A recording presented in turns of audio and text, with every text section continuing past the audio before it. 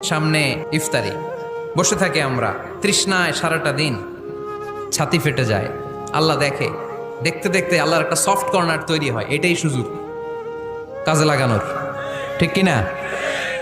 মুমিন ঝোপ যে কোপ মারে, সময় মতো কাজ করে, ঠিক কিনা? আল্লাহ তখন ফেরেশতাদেরকে জিজ্ঞেস করে, এই ঘটনা কি? খায় না যে, খায় না কেন? আল্লাহ রোজা রাখছে, এগুলো কি? রো আফজা, পেঁয়াজ আলুর চপ, বেগুনি, মুরগির রান খায় না। খায় না কেন? ওরা যে ক্ষুধার্ত, আল্লাহ আপনার ভয়ে।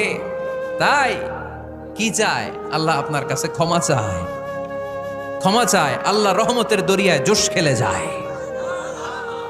আল্লাহ তখন বলে, আমারে দেখছে নাকি ওরা? ফেরেশতারা বলে, না দেখে নাই। আমার জান্নাত জাহান্নাম দেখেছে? না দেখে নাই। আমারে না দেখে, জান্নাত জাহান্নাম না দেখে আমার এত ভয় করে?